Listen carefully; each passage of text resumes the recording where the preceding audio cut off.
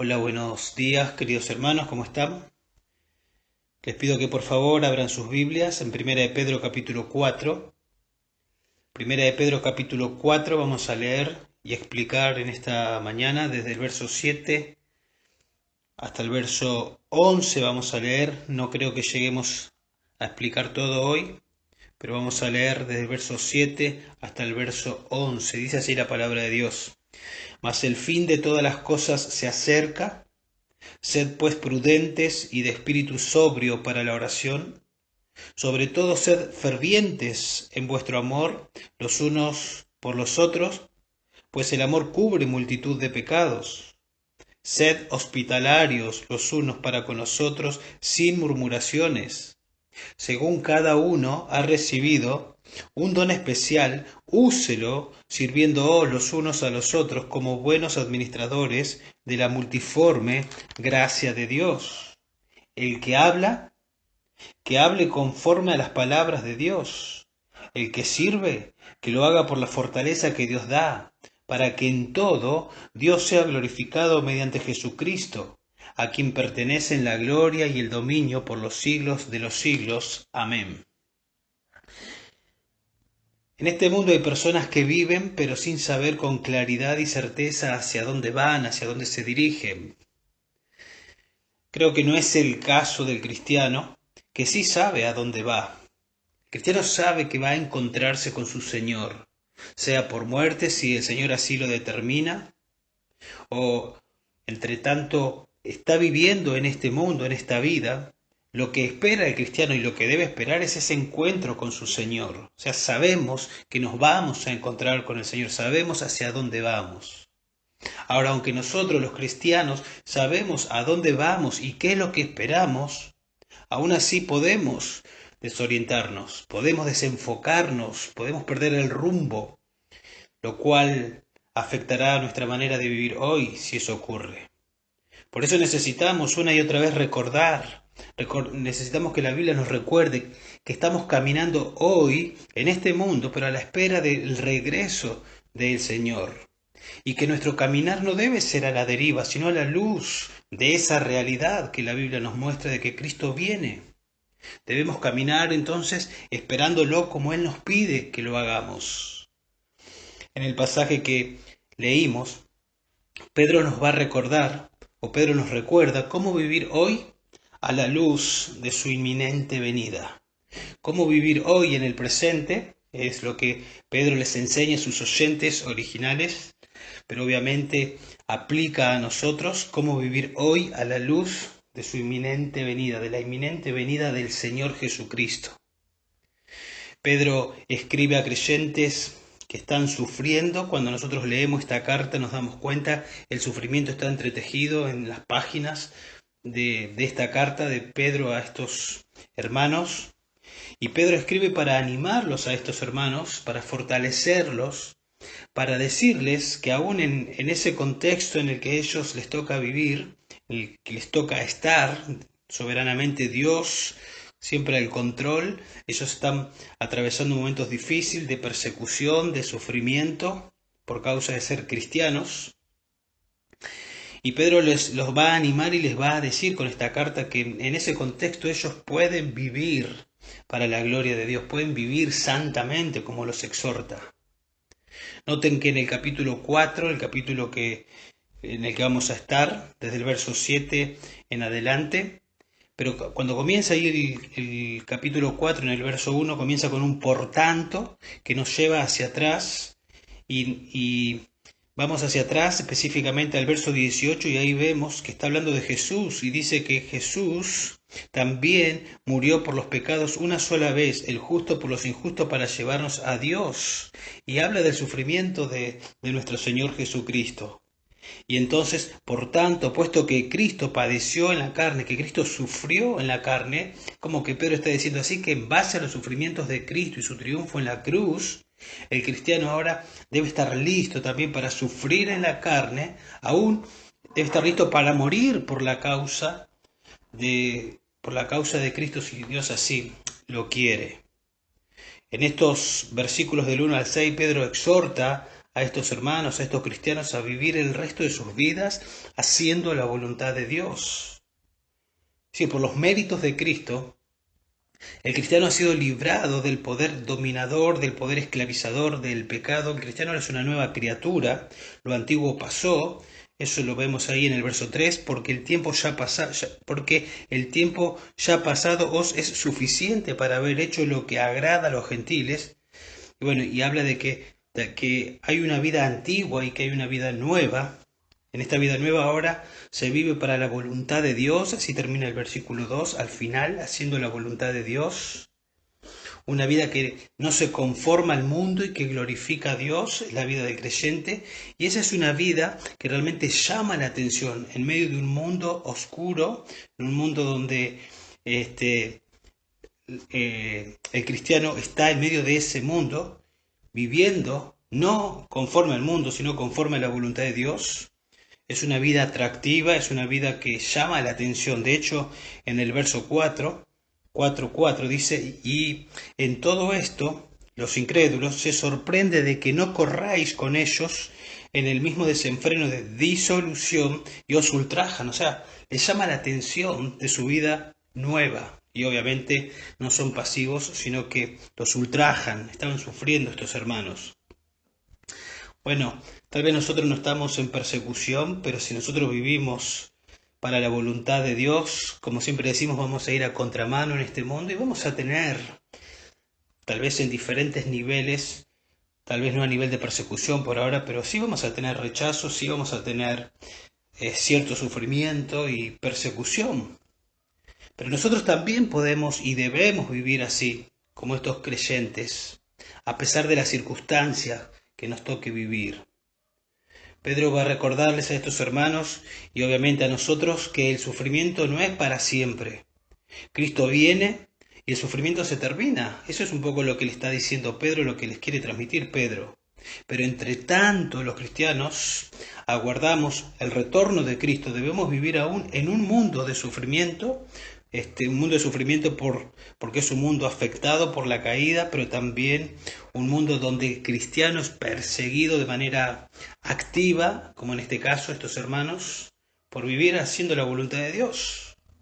Así que los cristianos somos llamados a vivir en obediencia y a la expectativa del regreso inminente de Cristo en el contexto que nos toca vivir, en el tiempo que nos toca vivir. Así que vamos a preguntarnos cómo vivir hoy a la luz de su venida. ¿Cómo vivir hoy a la luz de su venida? ¿Qué es lo que debemos estar haciendo hoy nosotros, los creyentes, los cristianos, mientras esperamos su inminente regreso? Bueno, en este pasaje que vamos a explicar, Pedro nos va a dar una serie de exhortaciones que nosotros las vamos a dividir en 3 encabezados. No creo que veamos los 3 hoy, pero en 3 encabezados para explicar todas estas exhortaciones que Pedro va a dar y nos va a enseñar cómo vivir a la luz del regreso de Cristo. Podemos hablar de 3 deberes que deben ser parte de nuestra vida por el hecho de ser cristiano, pero sin embargo no es el único autor que lo hace, hay otros autores que lo hacen. Usa Pedro la venida de Cristo como para movilizar a estos hermanos, como un estímulo para que vivan en obediencia. O sea, porque Pedro podría haberles dicho tranquilamente o les podría tranquilamente haber dado las exhortaciones que vamos a estar viendo sin mencionar la venida de Cristo, pero habla de la venida de Cristo como un estímulo para animarlos a obedecer. Comienza ahí en el verso 7 diciendo, mas el fin de todas las cosas se acerca. Esa frase habla de la venida de Cristo. La palabrita fin, esa palabra alude a la consumación de algo que da paso a otra cosa. Significa consumación, cumplimiento, un objetivo alcanzado, una meta lograda. Y en este contexto, no se refiere al fin de la persecución, no se refiere al fin de la vida de los creyentes que van a morir, se refiere más bien a la segunda venida de Cristo, más el fin de todas las cosas se acerca porque viene Cristo. Es la misma palabra, esta se acerca, es la misma palabra que usa Santiago para hablar de la venida del Señor. Allá en 5.8, Santiago 5.8 dice así: sed también vosotros pacientes, fortaleced vuestros corazones, porque la venida del Señor está cerca. ¿Ven? De la misma manera está Santiago dando exhortaciones o diciendo cómo tienen que vivir, y la razón es porque la venida del Señor está cerca. La idea de se acerca es se arrima, se aproxima. O sea, de manera que su venida, la venida de Cristo, es inminente. La segunda venida de Cristo, como dije recién, es un tema recurrente en el Nuevo Testamento. Dios quiere que esté en nuestra mente, en la mente de los creyentes, y generalmente, como recién decía, es usada como un estímulo para la obediencia. Allá en Mateo 24, Mateo 25, a poco tiempo de nuestro Señor ir a enfrentar la cruz, el Señor dio un discurso conocido como el discurso del Monte de los Olivos. Y ustedes recordarán que en ese discurso el Señor enseñó varias parábolas que están relacionadas con su venida. Y las usó para animar a sus oyentes a que estén listos, que estén preparados para la venida, para su segunda venida. El apóstol Pablo hace lo mismo, por ejemplo en Romanos 13:12, Pablo dice: la noche está muy avanzada, el día está cerca, por tanto, porque la noche está avanzada y el día está cerca, por tanto desechemos las obras de las tinieblas y vistámonos con las armas de la luz. El escritor de Hebreos escribió de la siguiente manera: no dejando de congregarnos, como algunos tienen por costumbre, sino exhortándonos unos a otros, y mucho más al ver que el día se acerca. O sea, se usa la venida del Señor como un estímulo para respaldar o para movilizar a obedecer, para darle fuerza, como para despertar a los creyentes. Es esto lo que hay que hacer. ¿Por qué? Porque Cristo viene, porque es inminente su venida. Entonces, su venida se acerca, se aproxima. La venida de Cristo es el próximo evento, podemos decir, en el calendario profético. Puede venir en cualquier momento. Y Dios quiere que vivamos con expectativa de su regreso. Es más, el Señor Jesús con sus discípulos antes de ir a la cruz, horas antes de ir a la cruz, les dijo a sus discípulos: en la casa de mi Padre hay muchas moradas. Si no fuera así os hubiera dicho, porque voy a preparar un lugar para vosotros. Y si me voy y preparo un lugar para vosotros, vendré otra vez y os tomaré conmigo, para que donde yo estoy, así estéis también vosotros. Y después que el Señor fue a la cruz, murió en la cruz, resucitó, dice la Biblia que estuvo 40 días con sus discípulos. Y después de 40 días que Él estuvo con sus discípulos, el Señor, reunido con ellos, comienza a ascender. Y comienza a ascender, imagínense el cuadro, los discípulos mirando que el Señor se iba hacia arriba. Y esto es lo que dice Lucas en Hechos capítulo 1, verso 9. Después de haber dicho estas cosas, fue elevado mientras ellos miraban, y una nube le recibió y le ocultó de sus ojos. Y estando mirando fijamente al cielo mientras él ascendía, aconteció que se presentaron junto a ellos dos varones en vestiduras blancas, que les dijeron: varones Galileos, ¿por qué estáis mirando al cielo? Este mismo Jesús que ha sido tomado de vosotros al cielo, vendrá de la misma manera, tal como le habéis visto ir al cielo. Uno se puede preguntar, y bueno, pero esto está escrito hace muchos años, ¿por qué no viene? Bueno, recordemos lo que la Escritura dice. Para nosotros puede parecernos mucho, pero el Señor no está limitado al tiempo. De hecho, la Escritura dice que para el Señor 1000 años son como un día. ¿Sí? Y si el Señor no viene todavía, no es que el Señor está desorientado, o que el Señor mintió, o que se le escaparon las cosas de la mano. El Señor está obrando, todo está bajo control. El mismo Pedro nos dice en 2 Pedro 3:9 que el Señor no tarda su promesa, si algunos la tienen por tardanza, sino que Él es paciente para con nosotros, no queriendo que ninguno perezca. Es decir, hay personas que están siendo salvas, De hecho, el Señor nos está usando a nosotros, a la iglesia, para salvar, para alcanzar a los perdidos. Y no sabemos cuándo será el momento, pero sabemos que el Señor viene. La Biblia hablaba de la primera venida de Cristo y el Señor vino y cumplió lo que dijo que iba a cumplir, murió en la cruz, fue el siervo sufriente, como Isaías 53 lo predijo, murió, fue sepultado, resucitó, ascendió al cielo y la Biblia también promete que vendrá por segunda vez y sin duda eso va a pasar. Ahora, cuando los discípulos le preguntaron a Jesús cuándo ocurrirían estas cosas, allá en Hechos capítulo 1, verso 7, Jesús les dijo que no les tocaba saber a ellos estas cosas, pero sí les dijo que los iba a capacitar con el Espíritu Santo para que ellos puedan asumir responsabilidades que tengan que ver con predicar el Evangelio, con extender el reino. Es decir, no sabemos de fecha, pero sí sabemos que es inminente y sabemos que Cristo viene. Y como cristianos debemos vivir a la luz de su regreso. Entonces, ¿cómo vivimos a la luz de su inminente regreso? ¿Cómo vivimos a la luz de su inminente regreso? Vivimos en comunión con Dios, verso 7.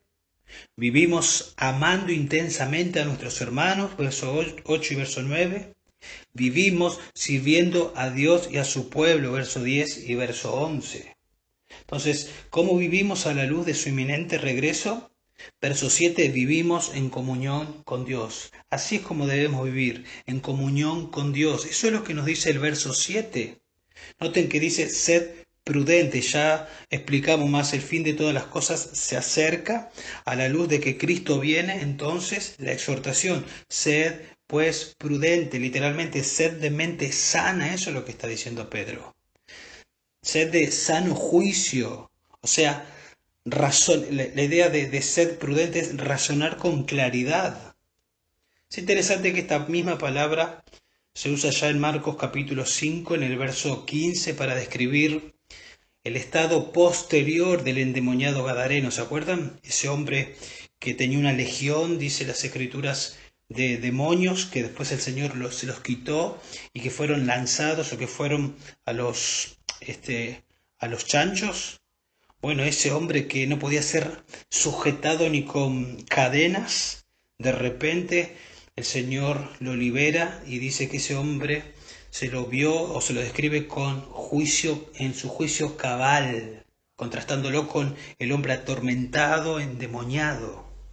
Entonces, ese hombre podía pensar con claridad, no así cuando estaba endemoniado. Bueno, el llamado que Pedro está haciendo es a tener una claridad para pensar, es tener un juicio cabal. Los creyentes, nosotros podemos pensar con claridad, podemos hacer lo que Pedro nos está diciendo. No porque somos autosuficientes, sino porque el Señor nos salvó y nos capacitó. Y podemos tener una cosmovisión bíblica, podemos ver la vida, podemos ver el mundo desde la perspectiva de Dios, ver el mundo, la vida con claridad, porque tenemos las escrituras. Y aunque nosotros tenemos las escrituras y la capacidad de pensar con claridad, también es una realidad que vivimos en un mundo antibíblico que nos bombardea con ideas antibíblicas. Por eso encontramos pasajes como Romanos 12:2, donde se nos exhorta a no conformarnos a este mundo, sino a ser transformados por medio de la renovación de nuestro entendimiento. Es decir, el mundo no quiere, Satanás no quiere que tengamos claridad de nuestra mente. Por eso nos bombardea con ideas antibíblicas. Y aún las circunstancias que nos toca vivir puede contribuir para desenfocarnos y para oscurecer nuestra mente o embotar nuestra mente y no pensar con claridad. Recordemos que Pedro escribe a creyentes que están sufriendo, ¿sí? Están sufriendo, están bajo presión, y a ese grupo, a esos hermanos les dice que sean prudentes, que tengan claridad en su mente. O sea, en ese contexto ellos tenían, como decimos nosotros, parar la pelota y pensar y tener claridad en medio de la persecución, del sufrimiento, de un contexto hostil. Así que siempre Y aún en medio de circunstancias adversas, los creyentes debemos estar libres de distracciones, libres de inestabilidad emocional que confunda nuestra mente, que controle nuestra mente, libres de que nuestra mente sea controlada por las circunstancias. Aún en esos momentos debemos tener una perspectiva clara, una perspectiva bíblica de la situación. Eso es lo que nos está mandando el apóstol Pedro acá. Debemos pensar con lucidez. Eso es. Y claro, para pensar con lucidez necesitamos tener conocimiento verdadero. Y no solo tener conocimiento verdadero, ser dominado por ese conocimiento verdadero. Es decir, debemos conocer las Escrituras. Ahí está el conocimiento verdadero. Y ese conocimiento de las Escrituras debe dominar nuestra mente. Entonces ahí nosotros tendremos claridad de mente. De lo contrario, es imposible tener una mente clara. Es imposible tener lucidez en nuestra mente si las Escrituras no gobiernan, si no vamos adquiriendo conocimiento verdadero de las Escrituras y que ese conocimiento domine nuestra mente. Es imposible. No vamos a poder tener una cosmovisión bíblica, no vamos a poder ver la vida y este mundo desde la perspectiva de Dios. Y vamos a estar llenos de temores, de ansiedades, de miedos, nuestra mente estará turbada, no tendremos claridad. Sed prudentes. Y Cristo viene, no está todo descontrolado. Desde la perspectiva del mundo, este mundo está a la deriva, pero de la perspectiva de Dios, todo va encaminado justamente hacia el plan que Dios ha diseñado y que está llevando a cabo en la historia. Y nosotros podemos saber que eso va a pasar, que Cristo va a venir y sabemos hacia dónde va el mundo porque las Escrituras nos dan claridad y el conocimiento de Dios es el que debe gobernar nuestra mente para entonces poder estar haciendo, cumpliendo y obedeciendo lo que acá el texto nos dice que hagamos. Ahora nosotros decimos que vivimos a la luz de la segunda venida, teniendo comunión con Dios, así llamamos a este punto, teniendo comunión con Dios, y decimos eso porque este llamado a tener claridad mental es un llamado a que las Escrituras gobiernen nuestra mente, como acabamos de decir. Y en la medida que nosotros pasamos tiempo en las Escrituras, es pasar tiempo con Dios, es pasar tiempo conociendo la mente de Dios, es pasar tiempo en comunión íntima, en una relación con Dios, conociéndolo a Él que se me ha revelado en las Escrituras. Crecemos en nuestra comunión con Él, alineando nuestra mente con la suya en la medida que oramos y le pedimos a Dios que nos hable y vamos conociendo a Dios, vamos teniendo claridad. Entonces es un llamado a tener claridad de nuestra mente, es un llamado a tener comunión con Dios. Dice el Salmo 119, verso 130, la exposición de tus palabras imparten luz, dan entendimiento, a los sencillos. La exposición de tus palabras imparte luz. La Biblia trae luz. Da entendimiento a los sencillos. El Salmo 119, 105. Lámpara es a mis pies tu palabra y luz para mi camino. Caminamos en un mundo oscuro, pero nosotros tenemos la palabra que nos va iluminando, nos va ayudando a dar pasos día a día, pero también nos ilumina a saber hacia dónde vamos. Es la palabra de Dios la que nos da claridad. ¿Ustedes se acuerdan José, el hijo de Jacob, que fue vendido por sus hermanos por egoísmo cuando era jovencito y que terminó en la casa de Potifar y en ese contexto estaba agradando a Dios y aún en ese contexto de estar agradando a Dios fue llevado injustamente desde el plano de vista humano a la cárcel? Sin dudas él sufrió todo ese tiempo, todo ese momento, pero ustedes conocen el desenlace. Después él termina siendo mano derecha de Faraón y cuando está frente a sus hermanos, porque hubo una hambruna y los hermanos van a Egipto a buscar comida y se encuentran, ellos no se dan cuenta y tienen un encuentro ahí con José, y luego que José se revela, ellos tienen miedo y José les dice básicamente, ustedes, voy a parafrasear lo que le dice José, ustedes hicieron mal contra mí, podemos decir, eso es verdad, pero en realidad Dios usó la maldad de ustedes para traerme acá. O sea, no está bien lo que ustedes hicieron, podemos decir, pero Dios, que es soberano, usó la maldad de ustedes y me trajo, y hoy yo estoy en este lugar como mano derecha de Faraón para preservar la vida de ustedes y para preservar la vida del futuro Israel, porque de Israel tiene que venir el Mesías, eso lo estoy agregando yo.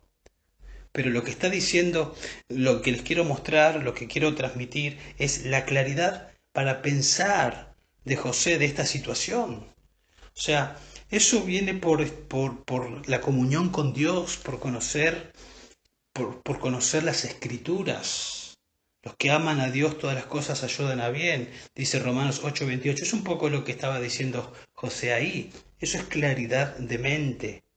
O sea, tenemos que entender que sin conocimiento bíblico que controle y gobierne nuestras vidas, no hay posibilidad de tener una claridad para pensar. De hecho, en Efesios 4:17 se describe la mente del incrédulo y dice que están en la vanidad de su mente, que tienen la mente, el entendimiento entenebrecido, están ajenos a la luz de la palabra de Dios. Ellos no tienen claridad para vivir. Pero, sin embargo, el creyente, dice Primera de Corintios 2:16, tiene la mente de Cristo.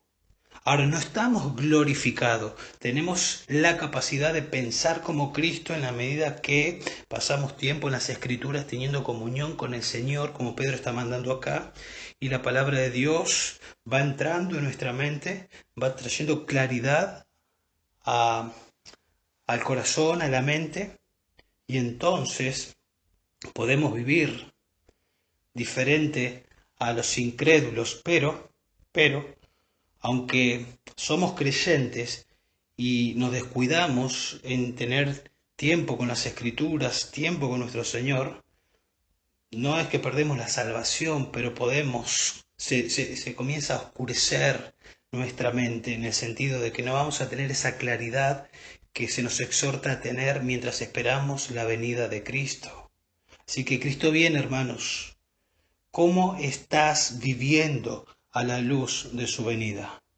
¿Estás teniendo comunión a través o por medio de las Escrituras? ¿Estás conociendo al Señor? ¿Estás alineando tu mente con su mente, con la mente del Señor? ¿Estás viviendo con una mente clara, informada por la Biblia?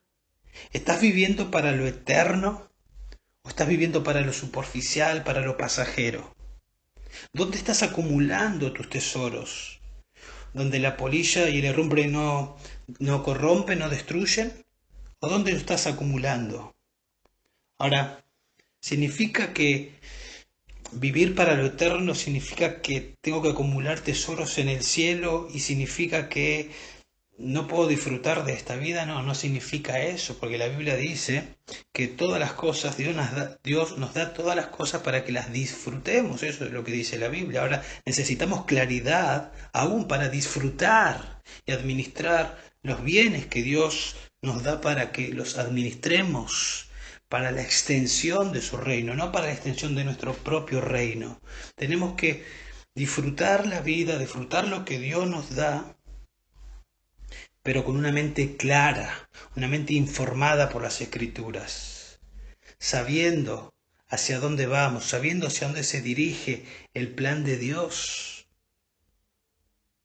Noten que dice ahí en el verso 7 que estamos considerando, mas el fin de todas las cosas se acerca, sé pues prudente y de espíritu sobrio para la oración. Eso es lo segundo que Pedro dice.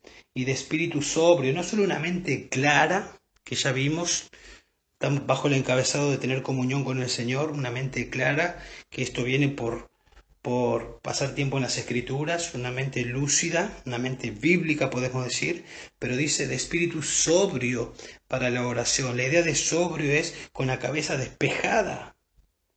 Es lo contrario a ebrio esto de sobrio. Es estar en control de los procesos de pensamiento, ¿no? Es tener autocontrol, podemos decir. Tiene relación con lo anterior, obviamente, esto de ser sobrio, para tener una mente capaz de pensar moderadamente o con lucidez. Debe ser una mente gobernada por las escrituras, como acabamos de explicar hasta recién. Una mente así, gobernada por las escrituras, una mente sobria, es una mente que está lista para orar, porque eso es lo que está diciendo Pedro acá. Sed y de espíritu sobrio, sobrio ¿para qué? Para la oración. O sea, nadie puede orar bien si su mente no está sobria, si su mente no está lúcida, si su mente no está informada por las escrituras. Entonces debemos ser prudentes y debemos ser sobrios para poder orar.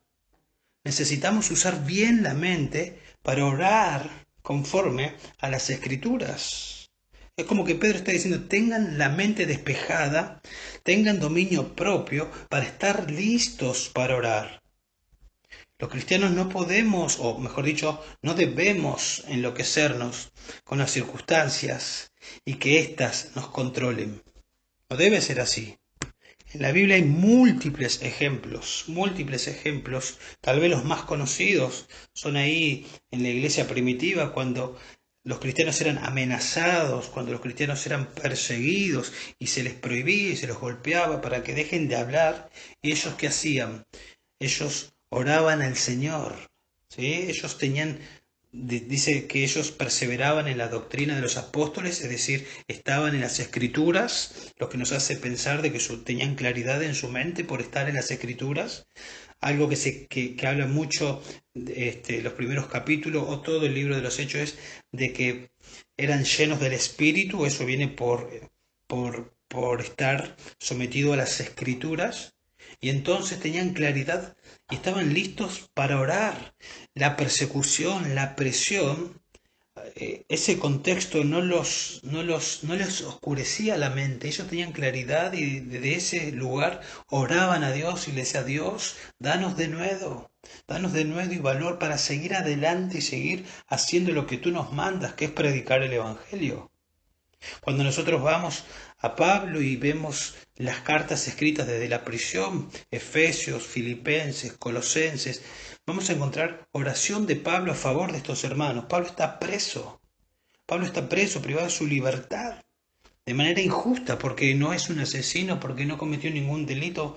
Él por predicar el Evangelio está preso, y nosotros vemos sus oraciones y vemos en la expresión de su oración que es un hombre que tiene claridad en su mente, que tiene comunión con Dios y que tiene una mente despejada, que tiene una mente lúcida, una mente sobria, y desde allí él está listo para orar lo que ora, por la extensión del reino, por el avance del reino, por la santificación de los hermanos, por salvación de los incrédulos. Entonces una mente clara que no se deja arrastrar por las emociones o por las pasiones humanas, esa es la idea, sino que mantiene una perspectiva eterna de todos los asuntos de la vida. Una mente así es necesaria para orar. Eso es lo que está diciendo Pedro. De hecho, una mente fijada en el regreso de Jesucristo es una mente purificada. Recuerden ustedes lo que dice Juan en su primera carta. En 1 Juan capítulo 3, verso 2 dice, amados, aún no se ha manifestado lo que habremos de ser. Pero cuando Él, Cristo, se manifieste, seremos semejantes a Él porque le veremos tal como Él es. Y luego dice en el verso 3, y todo aquel que tiene esta esperanza, la esperanza de la venida de Cristo, se purifica a sí mismo. Por lo tanto, vivir a la luz de la venida de Cristo es tener una mente purificada. Entonces, ¿cómo vivimos a la luz de su venida? Teniendo comunión con Dios, así se vive, así debemos vivir. Así deberían vivir estos hermanos, así debemos vivir nosotros, hermanos. Con la mente clarificada, alineando nuestra mente por medio de pasar tiempo con las Escrituras, una mente despejada para orar bien, para orar conforme a la Biblia. Así debemos estar viviendo. Pero no solo vivimos a la luz de su venida teniendo comunión con Dios, sino que también vivimos a la luz de su venida amando intensamente a nuestros hermanos. amando intensamente a nuestros hermanos. Verso 8. Sobre todo, sed fervientes en vuestro amor los unos para con los otros, pues el amor, dice acá, el amor cubre multitud de pecados. Comienza diciendo Pedro sobre todo, ¿sí? Como poniéndolo por encima de todo, como la prioridad absoluta, el amor, lo mismo que hace el apóstol Pablo allá en 1 Corintios 13, la preeminencia del amor. Esto es primordial, el amor. El amor es la marca del creyente genuino, ¿sí? Bueno, el Señor mismo, cuando le preguntaron al Señor que hicieron con malicia, le preguntaron, pero la respuesta fue preciosa y con mucha enseñanza. ¿Cuál es el gran mandamiento? Nuestro Señor dijo, amarás al Señor tu Dios con todo tu corazón, con toda tu mente y con toda tu alma. Y el Señor agregó, y el segundo mandamiento es semejante, amarás a tu prójimo como a ti mismo. Y eso es lo que el creyente ahora puede hacer porque fue salvado. Y cuando fue salvado recibió el Espíritu y el Espíritu derramó amor, su amor en nosotros. Y entonces ahora nosotros podemos amar a Dios, no de manera perfecta, pero podemos cumplir el gran mandamiento y podemos amar a nuestro prójimo. Nosotros no amábamos a Dios, odiábamos a Dios. Y por naturaleza éramos egoístas. Sin embargo, Dios nos ha salvado y ahora podemos amarle a Él y podemos amar a nuestro prójimo con el amor con que Él nos amó a nosotros. Ahora, una mente enfocada en orar, como acabamos de ver en el verso 7, una mente enfocada, una mente purificada, una mente que está en las Escrituras, teniendo comunión con el Señor, una mente que ora al Señor, es una mente que está esperando al Señor y que ama al Señor. Mateo 22:37, amarás al Señor tu Dios con todo tu corazón, mente y alma. Entonces, alguien que ama al Señor está listo para el segundo mandamiento, amar a su prójimo. Y ahí viene el verso 8, sed fervientes en vuestro amor. Es como que Pedro de manera intencional está diciendo, tengan comunión con el Señor, así deben esperar la venida de Cristo, teniendo comunión con Dios por medio de las Escrituras, para tener claridad en su mente, para que estén listos para orar. Y entonces van a crecer en amor a Dios, primer mandamiento, y entonces sean fervientes en vuestro amor horizontal. Como que Pedro está diciendo, acá está el amor vertical, comunión con el Señor, y entonces amor horizontal. Sed fervientes en vuestro amor los unos por los otros. La palabra ferviente ahí la idea es estirarse al máximo. La idea es no relajarse, ¿sí?, en el esfuerzo. Es una palabra que se usaba para describir a un corredor que se desplegaba con el uso de sus extremidades y músculos al máximo de su rendimiento. Imagínense a un corredor poniendo toda su fuerza, todos sus músculos para ganar o para correr la carrera. Bueno, así, de esa manera, sed fervientes, estírense en el amor los unos para con los otros. Eso es lo que está diciendo Pedro. Y ustedes saben que el amor del que habla, el amor cristiano, es ese amor desinteresado, ese amor que se caracteriza por buscar el bien del otro, sin condición, sin esperar reconocimiento, sin esperar recompensa. O sea, yo busco el bien de mi hermano, yo busco el edificar a mi hermano, yo busco el suplir sus necesidades, pero sin buscar aplausos, sin buscar reconocimiento, de manera desinteresada, por amor, por amor. Eso es lo que vemos ahí cuando comienza la iglesia primitiva, que se convierte en 3.000, se convierte en 5.000, y se preocupaban unos por otros, y vemos este amor los unos para con los otros, un amor desinteresado, veían la necesidad y hasta vendían sus propiedades para ayudar a los hermanos. Y nadie estaba diciéndole después, yo vendí mi propiedad por tu bien, ¿cuándo me lo devolvés? A ver, ¿cuándo haces algo por mí? No, no, amor desinteresado. Es interesante que esta palabra ferviente también puede traducirse como profundamente y nos muestra ese alcance, el alcance del amor que nosotros podemos desarrollar entre los cristianos. Como dije, es un amor que busca el bien del otro, no tiene que ver, o su base no son las emociones ni los sentimientos, aunque obviamente incluye emociones y sentimientos, pero podemos decir que es voluntario, ¿sí? Es una decisión de la voluntad que lleva a la acción, a sacrificarme por el bien de mi hermano. Estoy listo para ayudar, quiero edificar a mi hermano. Y obviamente para eso también se necesita discernimiento para saber de qué manera, cómo puedo hacerlo. Pero acuérdense, el verso 7, claridad de mente, tiempo con las escrituras. Entonces estoy listo para amar a mi hermano y para hacerlo de la mejor manera, con discernimiento. Escuchen el estándar de cómo tenemos que amar. Juan 5:12.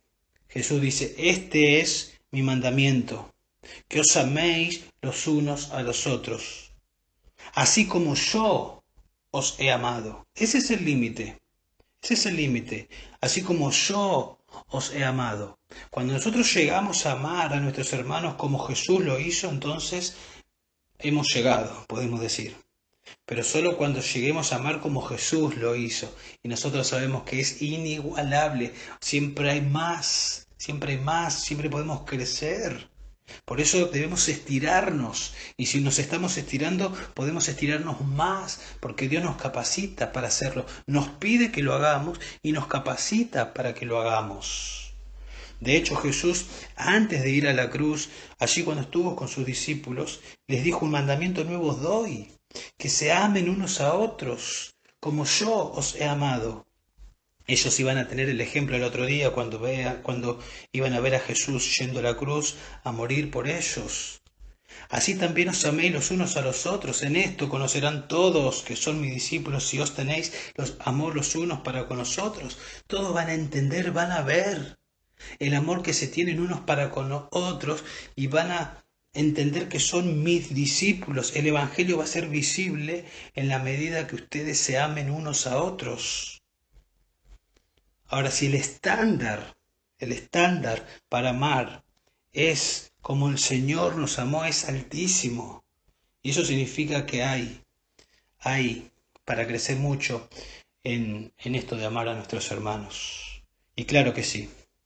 Escuchen lo que dice el apóstol Pablo a creyentes que eran nuevos en la fe. Le dice así en 1 Tesalonicenses 4:9, mas en cuanto al amor fraternal, no tenéis necesidad de que nadie os escriba, porque vosotros mismos habéis sido enseñados por Dios a amaros unos a otros, porque en verdad lo practicáis con todos los hermanos que están en toda Macedonia. Pero, os instamos, hermanos, a que abundéis en ello más y más. O sea, ustedes se están amando.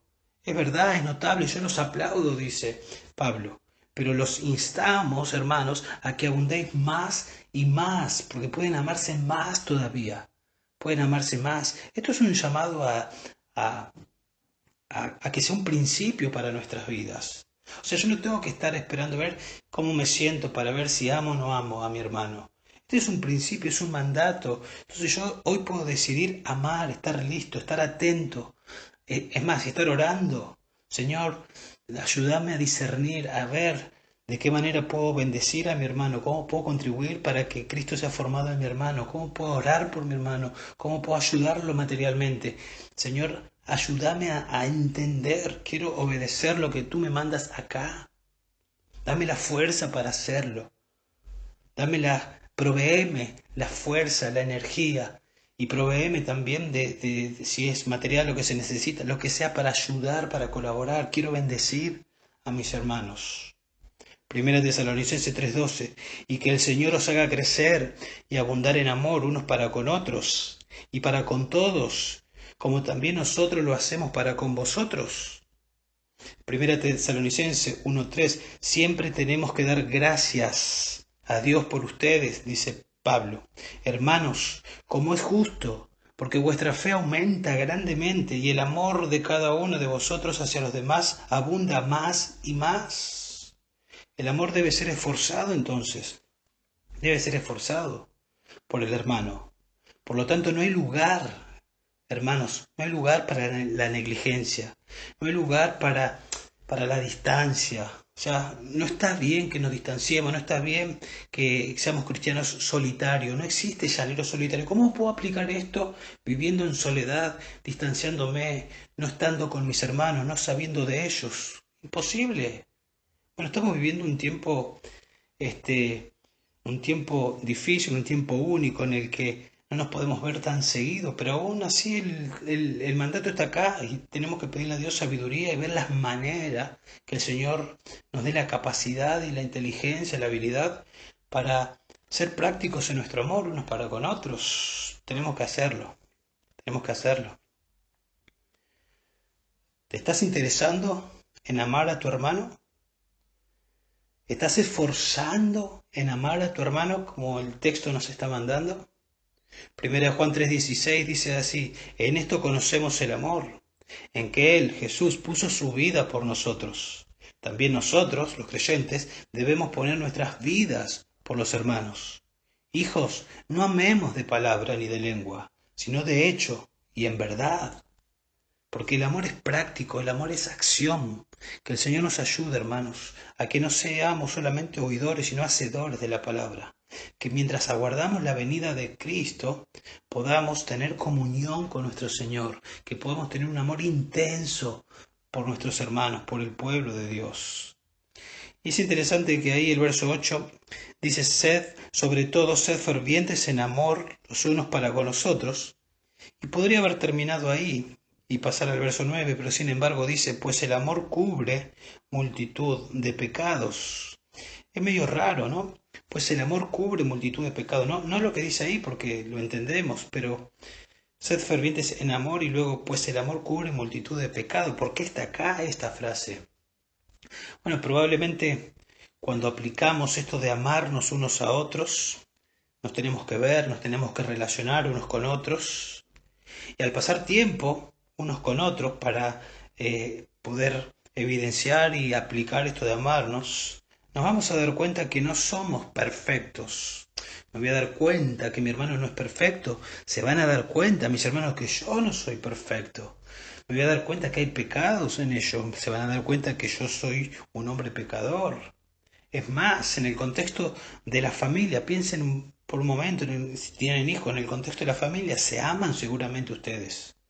Seguramente sus hijos se aman, pero aún así, muchas veces en el contexto de la familia nos ofendemos unos a otros. A veces esperamos que actúen de una manera y no actúan y nos ofenden aún con sus acciones, con sus actitudes. Eso pasa en el contexto, por estar juntos, por relacionarnos.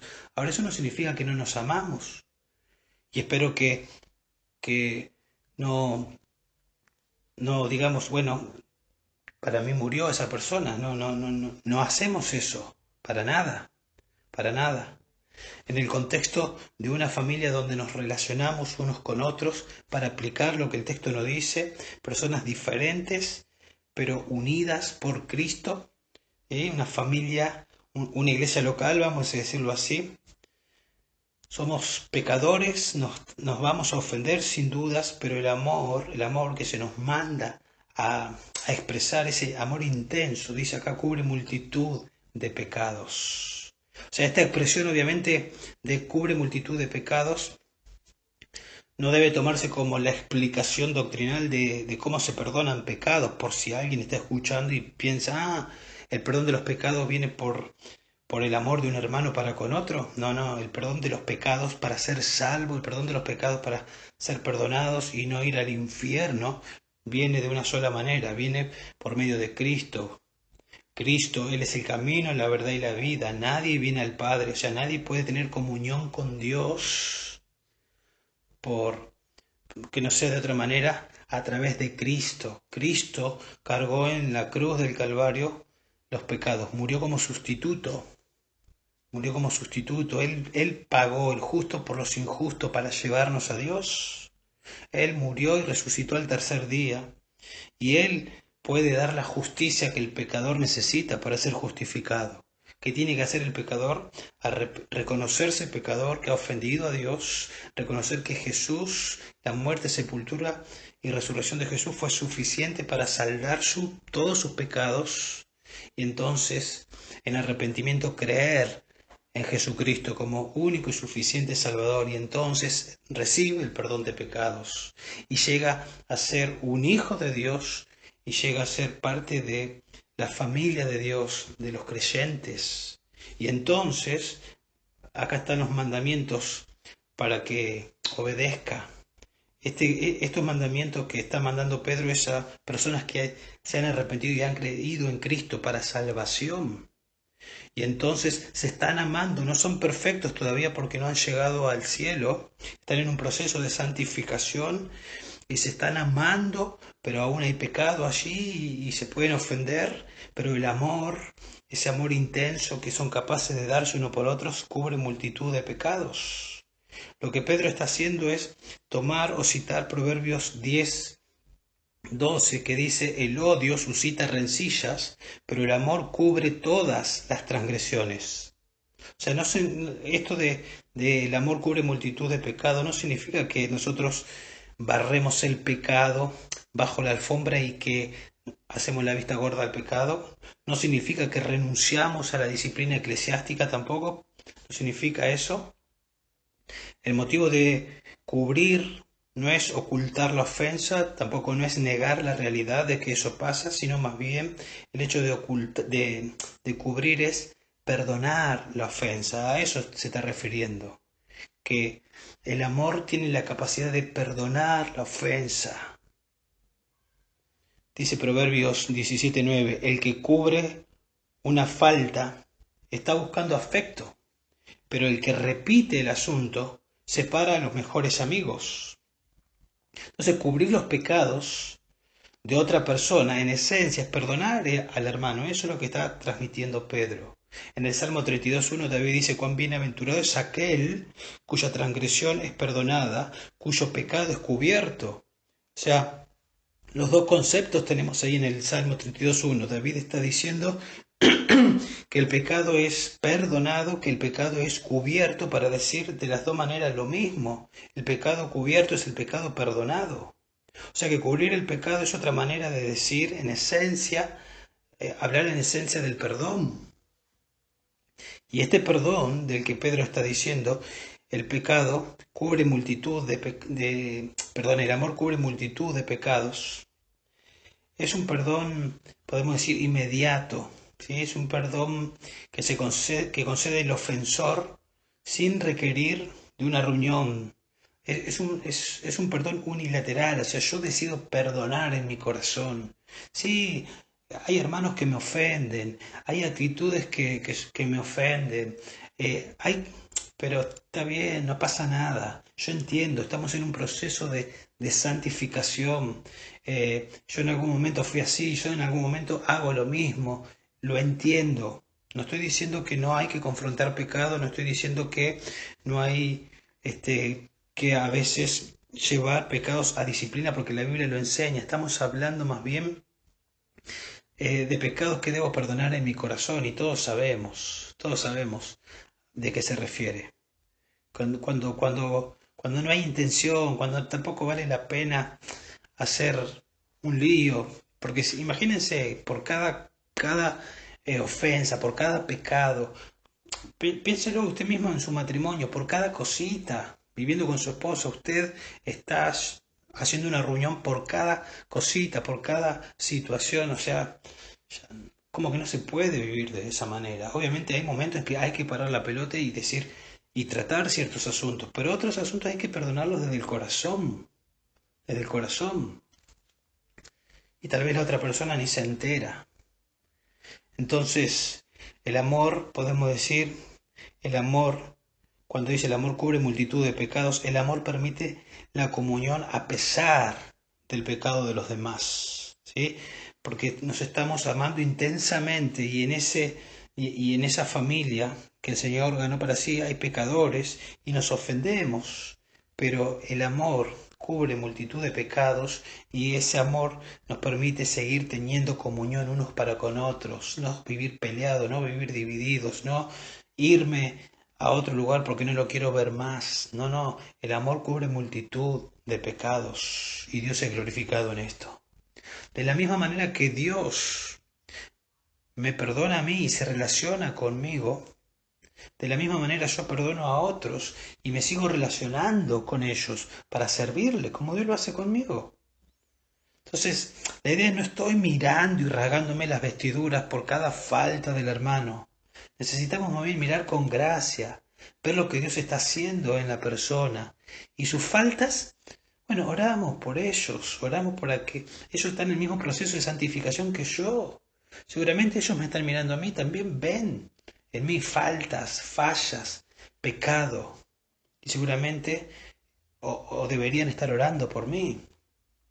Por eso 1 Corintios 13:5 dice, no, hablando del amor, no se porte indecorosamente, no busca lo suyo, no se irrita, no toma en cuenta el mal recibido. Así es el amor, no toma en cuenta el mal recibido. Así que hermanos, no hay excusa, no hay excusa. Debemos esforzarnos en amar a nuestros hermanos. ¿Sí? Es mi responsabilidad, es su responsabilidad ante Dios amar a su hermano. Y si hay pecado, bueno, escuche lo que dice Efesios 4:32. Debemos amarnos como Él nos amó y debemos perdonar como Él, Cristo, nos perdonó. No hay excusa. Entonces, ¿cómo vivimos hoy a la luz de la segunda venida? Así comenzamos. Bueno, y dijimos que vivimos a la luz de la segunda venida, teniendo comunión con Dios, pasando tiempo en las Escrituras, alineando nuestra mente con la suya, creciendo en nuestra relación íntima con Él. Y así iremos teniendo una mente clara, despejada para poder orar conforme a las Escrituras. Pero también vivimos a la luz de la segunda venida teniendo amor intenso para con nuestros hermanos, buscando el bien de nuestros hermanos, lo cual surgirá como resultado de mi comunión con el Señor. Entonces aprenderé a amar más y mejor a mis hermanos. Aún aprenderé a pasar por alto ofensas, porque el amor cubre multitud de pecados. Que el Señor, hermano, nos ayude a examinar si estamos viviendo de esa manera a la luz de su venida. Y que el Señor nos ayude a hacer los ajustes necesarios, porque este pasaje es muy práctico para examinar si estamos viviendo así o no. Y que el Señor nos ayude a hacer lo que tenemos que hacer, ¿sí? A ajustar nuestros tiempos para tener comunión con Él y para poder tener claridad de mente. Y pensar en nuestros hermanos y ver de qué manera puedo amarlos más y mejor. Que el Señor nos ayude, hermanos, y bendiga su palabra en cada uno de nuestros corazones. Vamos a orar. Padre, gracias por tu palabra, gracias por esta exhortación. Ayúdanos a vivir a la luz de tu venida, de la manera que nos exhorta, de la manera que nos manda. Queremos tener claridad para vivir en este mundo que nos bombardea con diferentes ideas, circunstancias que a veces nos presionan y no nos dejan pensar claramente, Señor, pero queremos ser hombres y mujeres que tienen claridad para pensar, claridad que viene de tu palabra, de ese tiempo de comunión contigo. Señor, ayúdanos a crecer en nuestra comunión, en nuestra intimidad contigo, y que podamos tener claridad para orar, para pedir conforme al nombre de Jesús, y que podamos crecer más y más en ese amor para con nuestros hermanos. Señor, glorifícate, queremos vivir así, queremos vivir de esa manera mientras esperamos tu venida. Y como dice Juan, Señor, ven pronto, en el nombre de Jesús. Amén.